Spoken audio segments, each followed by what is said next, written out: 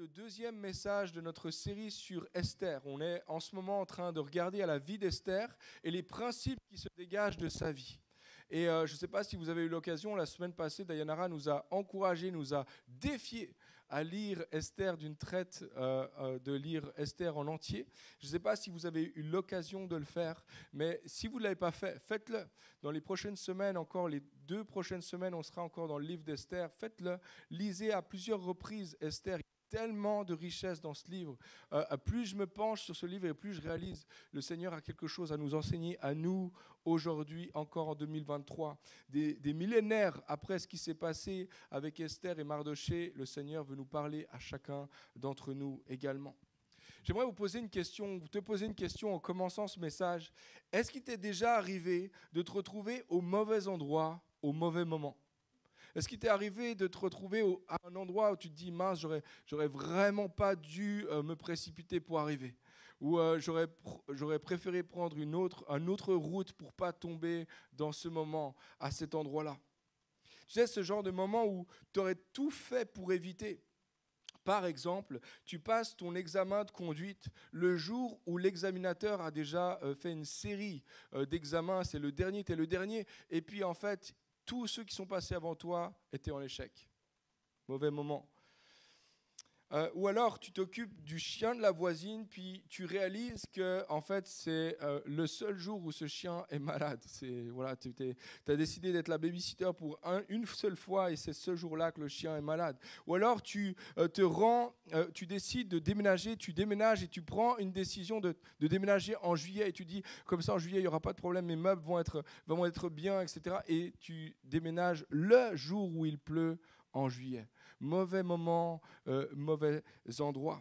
Ou alors, un exemple aussi personnel de ma cave personnelle, tu voyages. Et le jour où tu vas à l'aéroport, en fait, il y a un grand changement technique dans le système de radar qui provoque 3 jours de délai, et tu restes pendant 3 jours dans l'aéroport.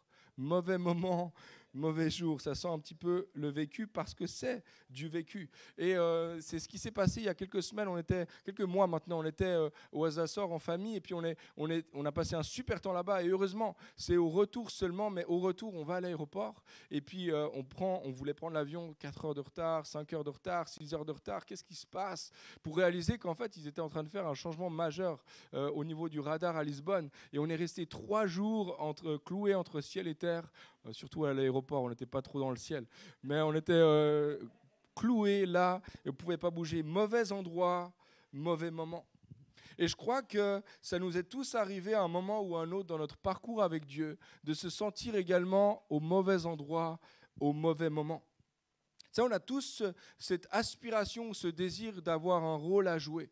On a tous envie de faire une différence, de marquer notre génération, de laisser un héritage. Mais parfois, il faut le dire, il faut avouer, parfois on est comme bloqué, on se sent comme bloqué, coincé par nos circonstances, coincé par notre entourage, coincé par notre contexte qui semble nous limiter. Il y a comme plein de composantes dans nos vies qui font que, en fait, c'est pas possible. J'ai l'impression que c'est ce que je voudrais vivre, c'est ce que j'aspire à vivre, mais je peux pas le vivre parce que tout autour de moi m'empêche d'entrer dans ce plan. Comme si j'étais limité par les circonstances, par l'entourage et par mon contexte direct. Puis malheureusement, je crois que beaucoup de chrétiens aujourd'hui vivent avec l'idée tenace que Dieu se sert d'hommes et de femmes qui ont des circonstances plus faciles, qui ont un entourage plus simple, qui ont un contexte vraiment plus aisé aussi pour entrer, un environnement plus facile pour entrer dans le projet que Dieu a pour eux. Puis alors que nous restons fixés sur la pensée que nous sommes trop limités, trop ordinaires, trop petits, trop grands, trop vieux, trop jeunes, trop ceci, etc., et bien Dieu, en ce moment, à ce même moment, c'est comme s'il disait, mais est-ce que tu ne sais pas que moi, je peux utiliser les circonstances dans lesquelles je t'ai placé, dans lesquelles je t'ai positionné pour cette heure et ce moment à laquelle tu vis? Est-ce qu'on peut réaliser ce matin que toutes nos circonstances ne sont pas le fruit du hasard, que notre entourage n'est pas le fruit du hasard non plus, que Dieu nous a positionnés, nous a placés là où nous sommes, et que Dieu n'est pas en fait surpris par nos circonstances. Ah mince, j'avais un plan pour toi, mais dommage parce que l'entourage est trop compliqué. J'avais un plan pour toi, mais ton contexte est trop serré, on n'arrivera pas. J'avais un projet pour toi, par contre, tu es un petit peu trop vieux maintenant pour y arriver.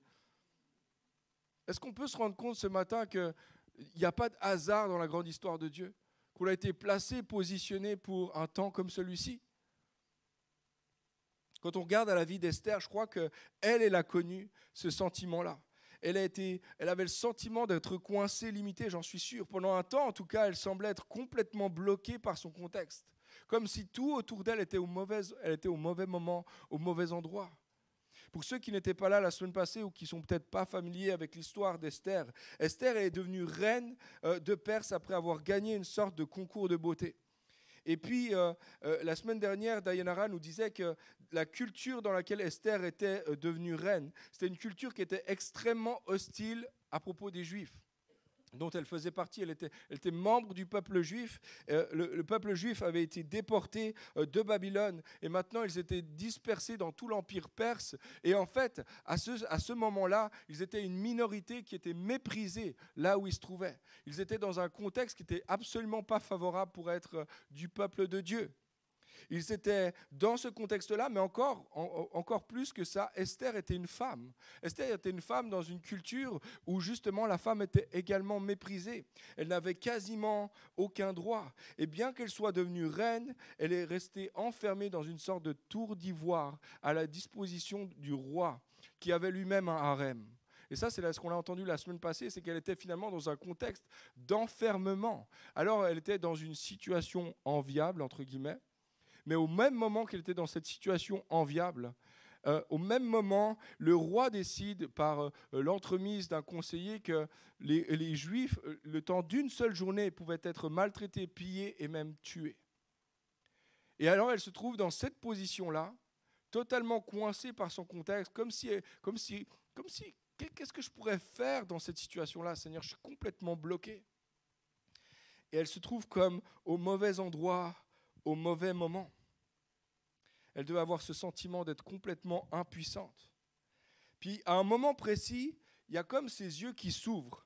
Elle réalise en fait que l'endroit, la culture, le contexte et l'entourage dans lequel elle se sentait bloquée et limitée était en réalité l'endroit précis où Dieu l'avait placée, où Dieu l'avait positionnée pour un temps comme celui-ci.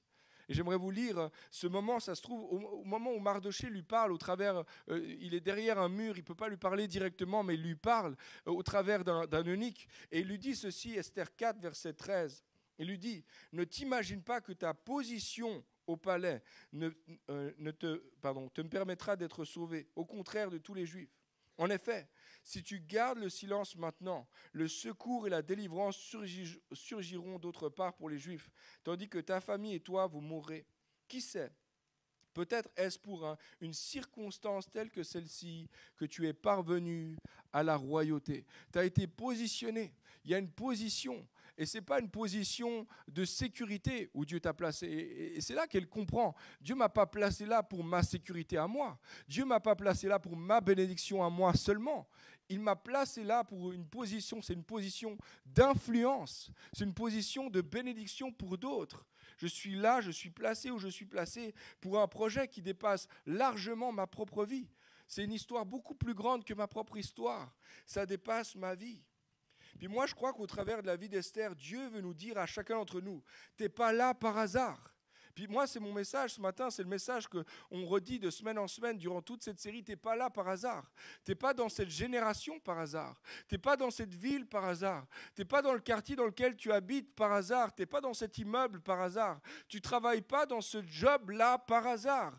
Dieu t'a placé. Dieu t'a positionné pour un temps comme celui-ci. Il t'a positionné là où tu te trouves pour une raison qui dépasse largement ta propre histoire. Oui, c'est une bénédiction, mais ce n'est pas seulement pour ta bénédiction. Oui, c'est un lieu de sécurité, peut-être ce travail, mais ce n'est pas seulement pour ta sécurité. C'est aussi parce qu'il t'a placé là pour être une influence, être une lumière, jouer un rôle dans sa grande histoire. Puis la semaine dernière, on a vu qu'Esther était positionnée dans le palais pour vivre comme un signe contre-culturel, dans une culture qui ignore complètement Dieu, qui l'ignore et qui le méprise. Mais Esther n'était pas la seule à être positionnée. Elle était positionnée là, oui, mais elle n'était pas la seule à être positionnée dans cette histoire. Mardoché était positionné sur la vie d'Esther. Mardoché, c'est son cousin. Et son cousin a joué un rôle majeur dans qui Esther est devenue. Mardoché était positionné afin qu'Esther soit positionnée. Mardoché a joué un rôle important dans la vie d'Esther. Et le titre de mon message ce matin, c'est « Positionné dans des relations clés ». Et j'aimerais dire, toi aussi, tu es positionné dans des relations clés. Il y a des gens autour de toi, tu as été positionné pour eux. Tu es là où tu es à cause d'eux, pour eux. Et peut-être tu n'as pas encore conscience, mais peut-être c'est futur Esther. Puis dans cette série, alors que je me préparais pour cette série, j'ai eu l'occasion de lire à plusieurs reprises l'histoire d'Esther. Puis un des trucs qui m'a vraiment frappé en relisant, c'est qu'Esther n'est pratiquement jamais citée elle-même pour elle-même. Elle est souvent citée avec Mardoché. C'est comme si partout où Esther se trouve, Mardoché se trouve aussi. Et on découvre, lorsqu'on nous présente Esther, d'ailleurs, au tout début du livre, on nous présente d'abord Mardoché avant Esther. Je vous lis Esther 2, verset 5. Il y avait dans Suse, la capitale, un juif nommé Mardoché, fils de Jaïr, fils de Shimaï, fils de Kis, homme de Benjamin, qui avait été emmené de Jérusalem parmi les captifs déportés avec Jéconia, roi de Juda, par Nebuchadnezzar, roi de Babylone. Il élevait Hadassa, qui est Esther. Esther s'appelait Hadassa avant de s'appeler Esther. Parce que Hadassa, c'est un nom juif, Esther, c'est un nom perse. Il élevait Hadassa, qui est Esther, fille de son oncle, c'est son cousin. Mardoché est le cousin d'Esther, car elle n'avait ni père ni mère. La jeune fille était belle de taille, belle de figure. À la mort de son père et de sa mère, Mardoché l'avait adoptée pour fille. Mardoché avait adopté Esther pour fille. Quand on nous introduit à Esther, on connaît très très peu de l'histoire d'Esther ou de sa vie. On sait qu'elle s'appelait Hadassa, qu'elle était d'origine juive, qu'elle était belle de taille et belle de figure. On sait également qu'elle était orpheline. Et ce n'est pas un détail anodin. Puis on ne sait pas les circonstances de la mort de ses parents, mais peut-être qu'ils étaient morts de vieillesse, peut-être qu'ils étaient morts d'un accident, peut-être qu'ils étaient morts par les oppresseurs perses, chez qui elle va devenir la reine un jour. En fait, on sait probablement qu'ils sont morts en même temps, puisque Mardoché s'occupe maintenant en l'espace d'un jour, un peu du jour au lendemain, elle est devenue son père adoptif. Alors, ce qu'on apprend, c'est qu'elle a un cousin qui s'appelle Mardoché et qu'il a pris sous son aile, qu'il a adopté, qu'il a élevé comme un père pour sa fille. À ce moment-là, Mardoché n'a aucune idée de qui elle va devenir, de l'influence qu'elle va avoir, cette fille-là. Mais il la prend sous son aile et il se déverse en elle. Il lui donne tout ce qu'il a. Il prend soin d'elle. Et il va s'en occuper comme un père. Tu vois, Mardoché, sans Mardoché positionné dans sa vie, Esther n'aurait jamais pu devenir ce qu'elle était appelée à être. Elle n'aurait jamais été qu'une orpheline vulnérable et fragile dans un empire qui la vulnérabilisait, où elle était très très fragile en tant que juive et en tant que femme. Puis Mardoché joue un rôle majeur en fait pour sa vie. Il a été comme placé dans sa vie, positionné dans sa vie. Et en fait, il va avoir comme une relation clé, il va avoir une influence sur sa vie, mais il va rester même quand elle sera reine, on va le voir tout à l'heure, mais il va rester en fait une influence majeure pour elle. Alors il est comme un repère, alors qu'elle n'a plus de repère. Et je crois que malheureusement, dans notre génération, il y a ça aussi. Il y a beaucoup d'hommes, de femmes qui vivent comme des orphelins, qui sont sans repère, parce qu'ils n'ont pas cette figure paternelle. Oui, papa, oui, maman, il y a bel et bien des gens qui font cette figure de parents, mais il n'y a pas cette personne-là qui prend soin. Il n'y a pas cette personne-là qui déverse. Il n'y a pas cette personne-là qui met sa main sur lui ou sur elle. Puis la réalité, c'est que beaucoup de gens, aujourd'hui, dans la génération, se sentent exactement comme ça, comme des orphelins. Beaucoup de gens dans notre monde sont comme des Esther en mal de repère. Je ne sais pas si vous vous rappelez, il y a à peu près 10 ans, l'artiste, le compositeur et artiste Stromae a écrit un chant qui s'appelle Papa Outé. Je ne sais pas si vous vous rappelez de ce chant, pour les plus anciens ou pour les plus jeunes, peut-être vous ne savez pas de quoi je parle, mais Papa Outé, c'était en fait une chanson où il parlait exactement de ça, il parlait de cette dimension, mais dans une génération où il nous manque des papas, il nous manque un père. Il est où, papa? Papa Outé. Et puis toute la chanson, il dit Papa Outé, Papa Outé, Papa Outé. Je ne vais pas la chanter. Mais une des phrases vraiment qui m'a frappé, il a dit ceci dans son chant, il dit « Dites-nous, qui donne naissance aux irresponsables ?» Qui donne naissance aux irresponsables? Puis après, il ajoute, tout le monde sait comment on fait des bébés, mais personne ne sait comment on fait des papas. Et moi, ça m'a parlé, ça m'a frappé. Quand j'ai entendu ça pour la première fois, je me suis dit, mais c'est vrai ça. En fait, c'est vrai. Il manque des papas, il manque des pères. Oui, il y a des géniteurs, mais il manque des papas, il manque des pères. Et en fait, lui, il écrit ça de sa propre expérience parce qu'il a perdu son père assez jeune. Et puis, il y a cette souffrance dans sa vie où il dit, mais papa, où t'es? J'ai besoin d'un père, j'ai besoin d'une figure paternelle dans ma vie. J'ai besoin d'un parent dans ma vie. Et je crois que c'est l'histoire de beaucoup de gens. Ce chant, il a résonné pour toute la génération parce qu'en fait, c'est le chant qui résonne dans le cœur de beaucoup de gens qui disent, mais où est mon père? Où est celui qui a donné naissance, celui qui va être jusqu'au bout avec moi? Notre société elle est marquée par le manque de pères et de repères. Et quand je dis père ici, et puis je vais en parler à plusieurs reprises dans ce message, mais j'embrasse aussi toutes les mères, alors je n'embrasse pas littéralement. Je dis les mères aussi avec, père et mère.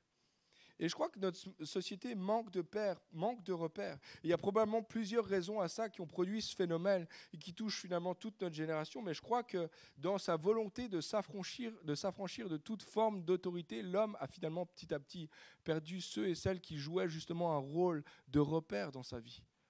Alors que je m'affranchis de cette figure-là, finalement, à un moment donné, je réalise, j'en ai besoin en fait. J'en ai besoin de cette figure-là. Et ce n'est pas rare d'entendre dans notre génération des gens qui disent « je me suis fait moi-même, personne ne m'a aidé, j'en suis arrivé là où j'en suis parce que je me suis battu moi-même ». Comme si j'avais besoin de créer mon chemin par moi-même. Et malheureusement, ces gens qui disent ces phrases-là créent aussi eux-mêmes des générations où il y a des générations qui y suivent, qui vont dire « mais en fait, moi aussi je dois me faire moi-même. Moi aussi je dois me faire moi-même. Est-ce qu'il n'y a personne qui va mettre sa main sur moi ?» Ceux qui étaient finalement sans repère dans la construction de qui ils sont et de qui ils sont appelés à devenir, deviennent eux-mêmes des pères qui ne sont pas des repères non plus. Des pères et des mères qui ne sont pas eux-mêmes des repères. Et ça crée comme des générations, un schéma de génération en génération, où on manque d'une figure paternelle, on manque d'une figure maternelle qui va dire, qui va initier son fils ou sa fille à la vie, qui va dire c'est ça que tu es, c'est ça à quoi tu es appelé à être. C'est là que tu vas marcher, c'est comme ça qu'on fonctionne, c'est ça les valeurs avec lesquelles on marche. J'ai été touché en lisant cette phrase de Ronald Rolheiser. Il dit ceci: « Savez-vous ce qui est en train en ce moment de tuer la jeune génération ? L'auto-initiation. » L'auto-initiation. Quand il dit l'auto-initiation, il est en train de dire des jeunes qui doivent s'initier eux-mêmes, qui doivent se définir eux-mêmes, qui doivent eux-mêmes déterminer leur identité, leur vocation, la raison d'être dans leur vie, qui ont personne qui peut mettre la main sur eux et dire « voici ce que tu es mon fils, voici ce que tu es ma fille ». Puis malheureusement, cette réalité qui touche toute notre société, elle touche aussi l'Église. Et il y a plein de gens qui sont dans l'Église de semaine en semaine et qui se sentent comme des Esther. Il n'y a personne qui prend soin de moi. Il n'y a personne qui a mis sa main sur moi.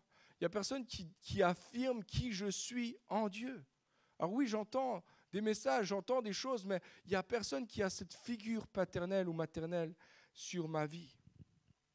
Puis c'est pas rare aujourd'hui de trouver encore des hommes et des femmes de 40, 50, 60 ans qui se sentent encore sans père, sans repère, comme orphelins. L'exemple de cette réalité dans la Bible, peut-être la plus frappante, c'est l'histoire de Jacob. Jacob, c'est le drame de sa vie, en fait. Le drame de la vie de Jacob, c'est qu'il aspire à un père qui met sa main sur lui, qui va le bénir. Et il va tout faire pour être béni. Il va usurper l'identité de son frère pour être béni. Il va tout faire pour avoir l'approbation de son beau-père. Il va tout faire pour que l'ange, lorsqu'il va rencontrer l'ange, le bénisse. Touche-moi, bénis-moi. Dis quelque chose à propos de moi, dis quelque chose sur mon nom, dis mon identité. Et il aspire tellement à avoir un père, à quelqu'un qui le reconnaisse, qui mette ses mains sur lui, qui lui donne un nom et qui le bénisse. Puis je crois que malheureusement, il y a beaucoup de Jacob dans l'Église.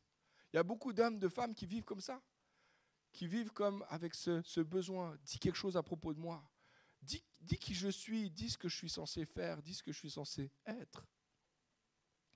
On a aussi dans les Écritures d'autres exemples, des contre-exemples de ça, et heureusement, parce que je crois que c'est le cœur de Dieu vraiment de donner justement des chaînes de pères et de mères, de génération en génération. Dans les Écritures, on voit par exemple Moïse qui joue un rôle déterminant pour Josué. Il va jouer comme une figure de père pour Josué. On a aussi Naomi qui va jouer comme une figure de mère pour Ruth. On a également Élie qui joue un rôle de père pour Élisée, ou encore Paul qui va appeler Timothée son fils légitime dans la foi. C'est mon fils légitime dans la foi. Alors j'aimerais te poser la question à toi ce matin. Qui joue ce rôle-là pour toi? Qui joue ce rôle-là pour toi? Qui a influence dans ta vie? Qui a une voix dans ta vie pour parler avec autorité sur toi?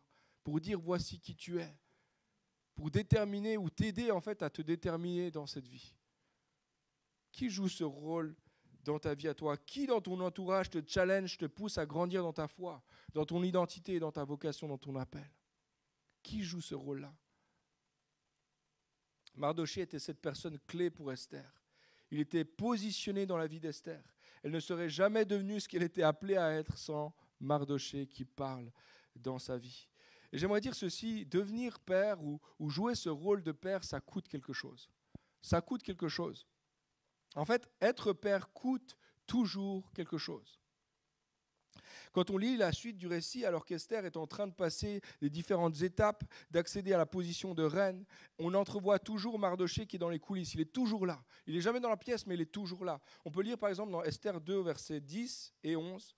Esther ne révéla ni son origine, ni sa famille, car Mardochée lui avait interdit de le faire.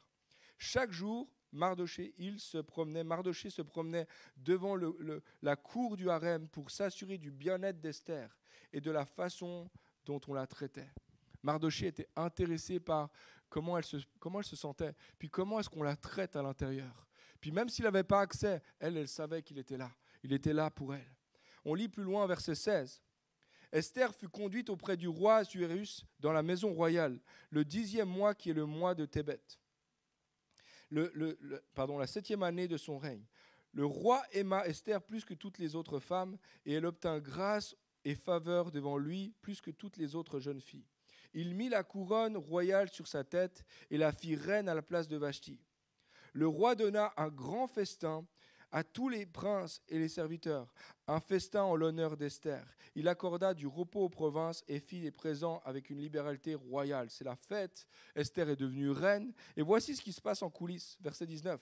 La seconde fois qu'on assembla les jeunes filles, Mardochée était assis à la porte du roi. Il n'a pas accès. Il ne peut pas entrer. Ce n'est pas un endroit pour lui. Mais lui, il est là. Puis moi, je ne sais pas s'il a pris un jour de congé ou pas, mais il était là. Il a dit à son boss, non, je suis désolé, aujourd'hui, je prends congé, je serai là, parce qu'il y a en ce moment quelque chose d'important qui se passe pour ma fille. Verset 20, Esther n'avait fait connaître ni sa naissance, ni son peuple, car Mardochée lui avait défendu. Et elle suivait les ordres de Mardochée aussi fidèlement qu'à l'époque où elle était sous sa tutelle. Tu vois, pour moi, c'est frappant parce que Mardochée, il a une influence majeure sur la vie d'Esther. Même lorsqu'elle est plus sous sa tutelle, Esther fonctionne encore comme Mardochée lui avait enseigné. Une chose qui me frappe, c'est à la fois l'influence de Mardochée sur la vie d'Esther, mais à la fois l'engagement qu'il a pris envers elle.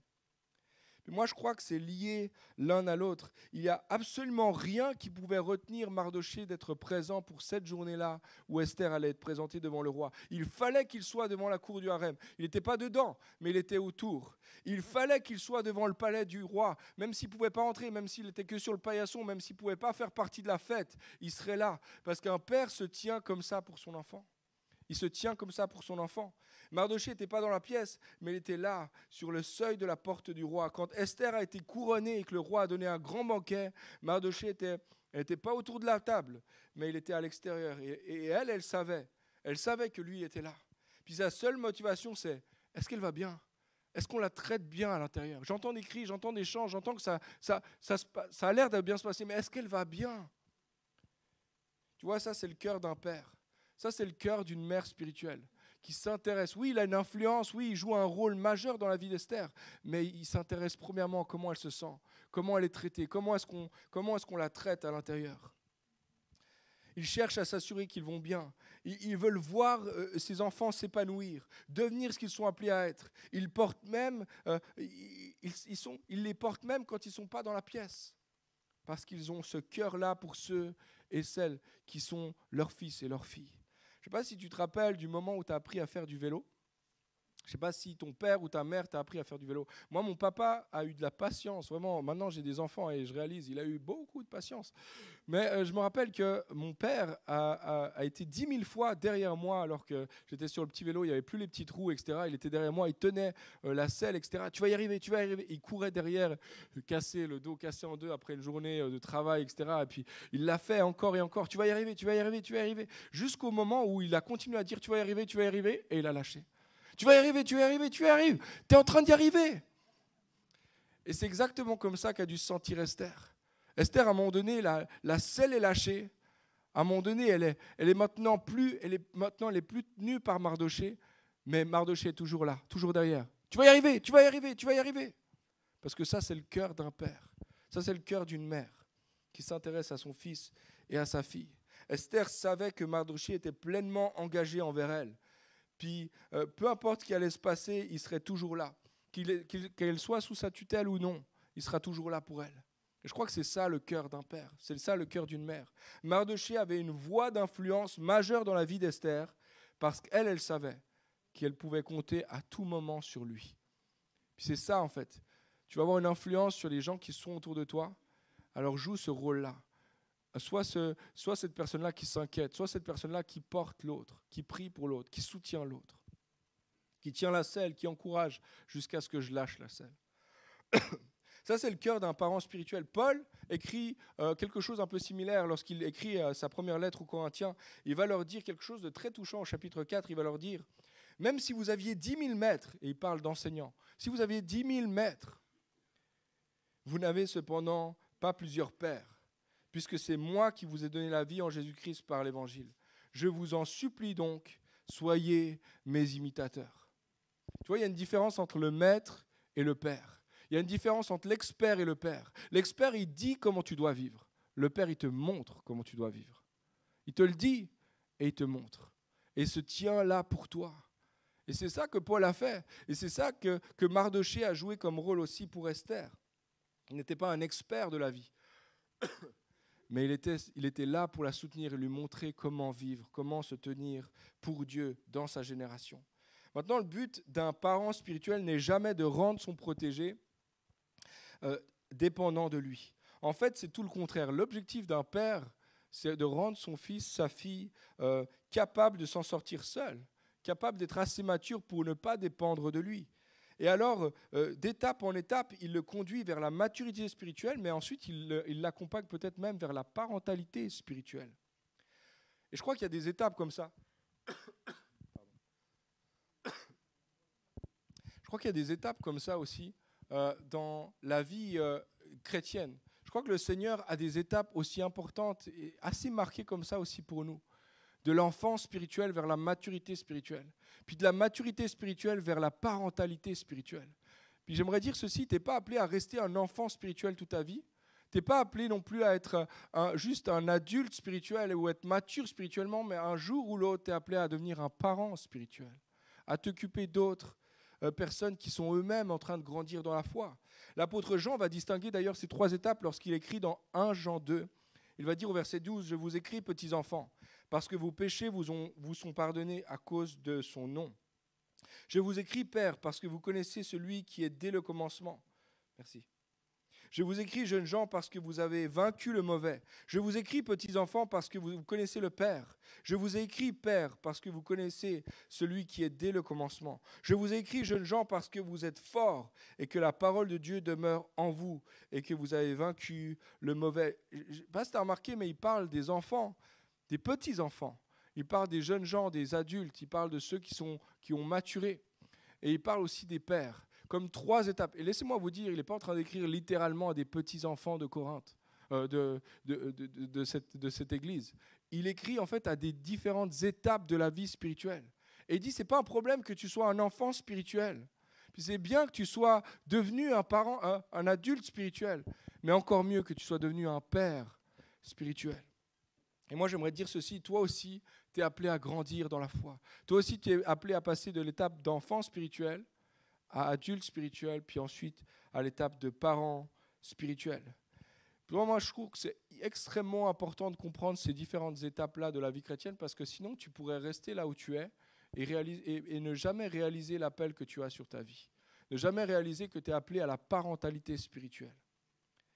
Donc moi, aujourd'hui, je donne régulièrement la petite cuillère à mon fils. Zach, il a 2 ans, c'est normal. Hein, on va lui donner quand même cette chance. Il a 2 ans, il a le droit d'avoir de temps en temps son père qui lui donne à manger. C'est bien comme ça. Mais si à 20 ans, je continuais à lui donner la petite cuillère, on est d'accord que tout le monde trouverait ça bizarre, n'est-ce pas? Je lui ai appris à marcher, moi, ma femme, d'autres personnes également. On lui a appris à marcher, on lui tenait la main et on l'a amené d'étape en étape finalement à être capable de marcher par lui-même. Imaginez si à 30 ans, mon fils Zach avait encore besoin de la main de papa, alors qu'il sortait de l'uni ou qu'il allait au travail. Papa, tu peux me tenir la main, je ne suis pas sûr que je vais réussir à marcher. On trouverait tous ça bizarre, n'est-ce pas? Laissez-moi poser une question un petit peu piquante ce matin. Pourquoi on ne trouve pas ça bizarre dans l'Église? De voir des hommes et des femmes, ça fait 5, 10, 15 ans qui marchent avec Jésus, puis en réalité, on leur donne encore la petite cuillère spirituelle. Puis on les apprend encore à marcher, à faire des premiers pas dans la foi.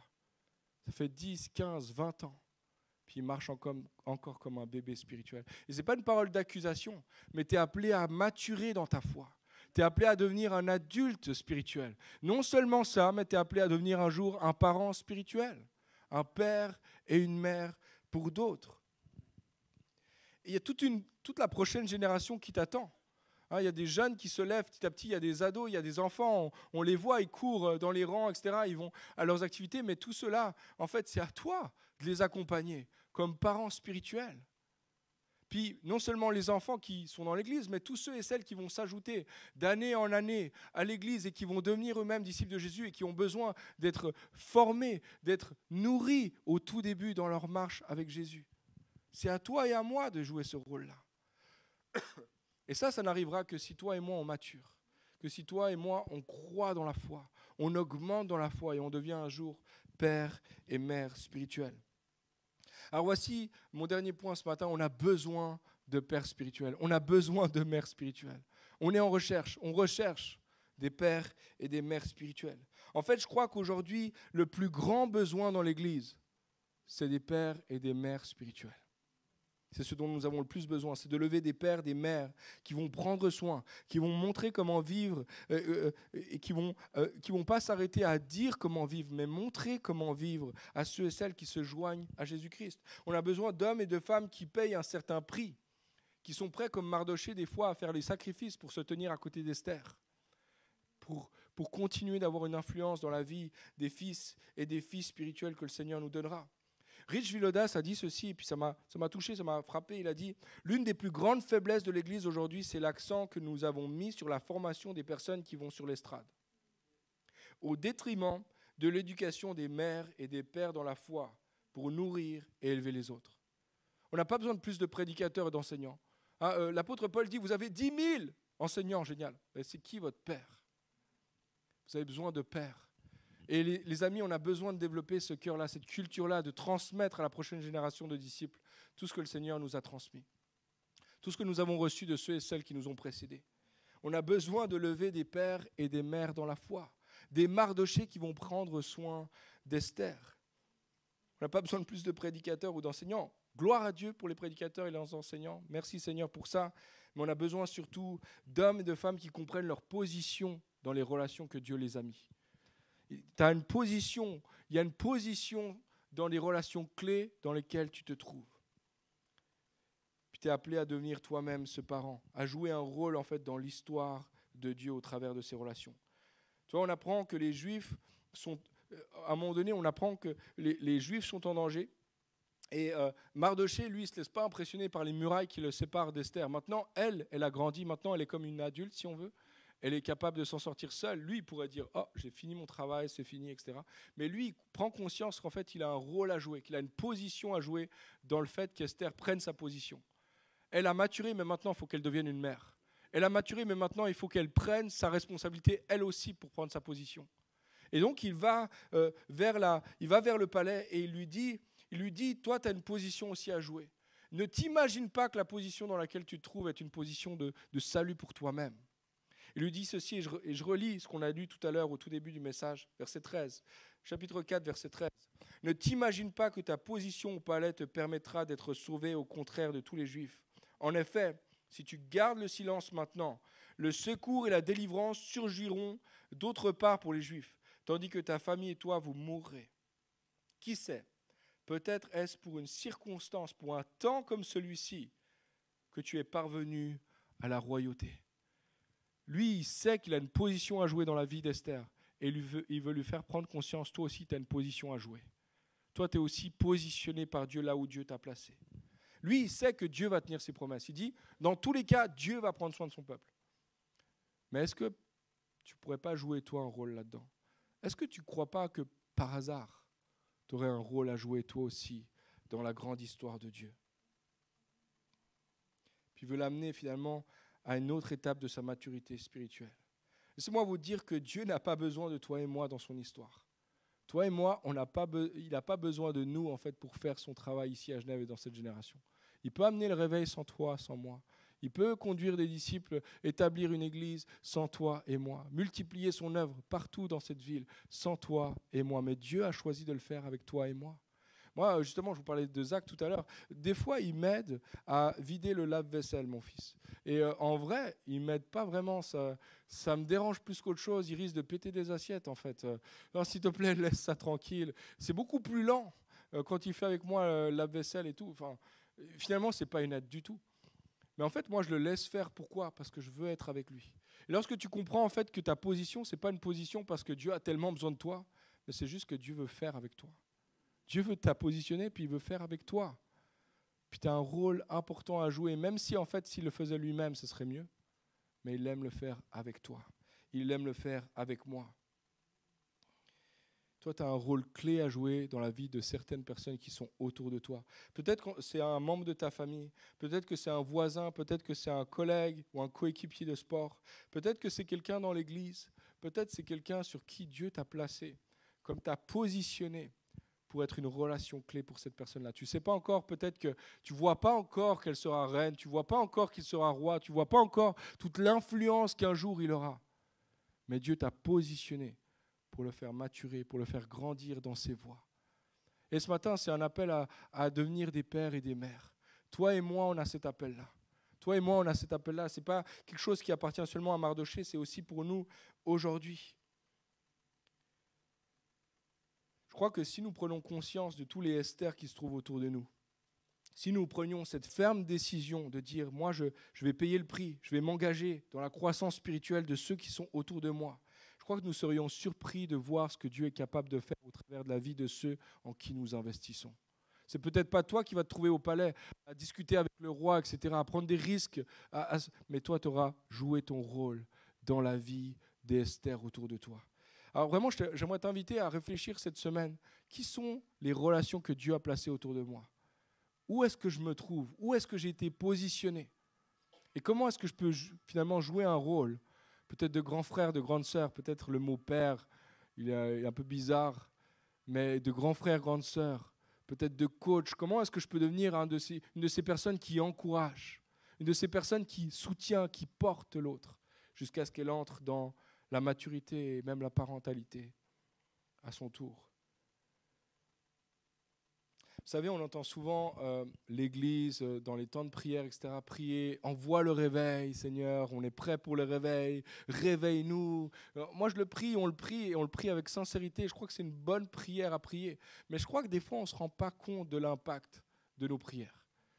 Parce que, en fait, si le Seigneur amener réellement le réveil dans cette ville, dans cette génération, dans cette région. On parle d'environ 1 million d'habitants dans le Grand Genève. Quand ça dépasse le canton de Genève, autour de Genève, etc. 1 million de personnes environ. Si le Seigneur ne touchait simplement qu'1% de ce million, 1% de ce million, ça fait 10 000 personnes. Est-ce que vous pensez qu'on est assez de pères et de mères spirituels pour s'occuper de 10 000 bébés spirituels? C'est une vraie question. Combien il y en a à Genève? Des pères et des mères spirituels, dans nos églises. Et si on continue de prier, on voit le réveil, puis qu'on n'est pas capable ensuite de s'occuper des bébés spirituels, qu'est-ce qui va se passer? Quel gâchis. Je crois que les amis, en fait, on doit prier, réveille cette ville, Seigneur, et donne-moi de grandir dans la foi. Donne-moi de devenir ce père, cette mère pour ceux et celles que tu vas amener, Seigneur. Moi, j'ai besoin de grandir. Moi, j'ai besoin de me développer. Et je le dis à titre personnel, Seigneur, élargis-moi. Élargis mon cœur. Donne-moi, Seigneur, de payer un certain prix pour les enfants, pour les fils et les filles que tu vas me confier, Seigneur. Notre plus grand besoin aujourd'hui dans l'Église, c'est de lever des parents spirituels. Maintenant, toi et moi, on peut apprendre à former des disciples. On peut apprendre à devenir père et mère spirituels. Et un des outils qu'on a dans la communauté, c'est ce qu'on appelle les groupes croissance. Et puis, c'est un des outils, il y aurait 1000 autres choses qu'on peut faire, mais un des outils qui peut être utilisé pour ça, ça s'appelle les groupes croissance. Et moi, j'aimerais vous encourager, si vous ne faites pas partie d'un groupe croissance, pourquoi pas commencer un groupe croissance en partenariat avec une autre personne, à prier ensemble. C'est 3 disciplines spirituelles que vous faites de manière régulière chaque semaine. Prier ensemble, lire la parole ensemble, prendre des temps d'ouvrir son cœur l'un à l'autre.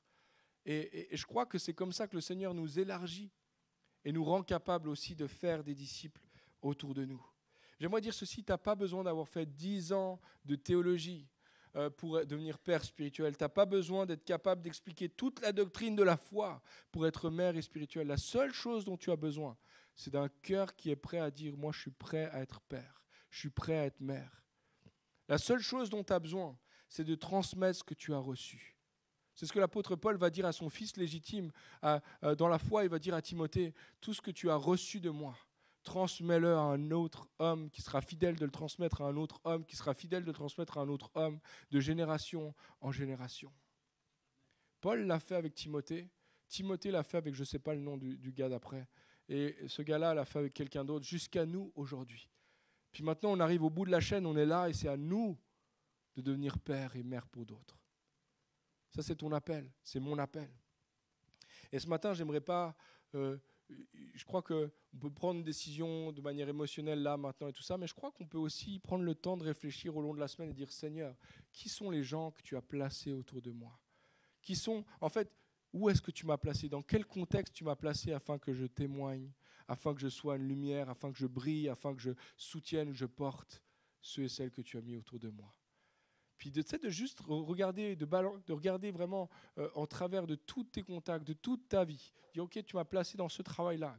Quels sont les gens que tu as placés dans ma vie là? Tu m'as placé dans cet immeuble-là. Qui sont ces gens-là que tu as placés autour de moi?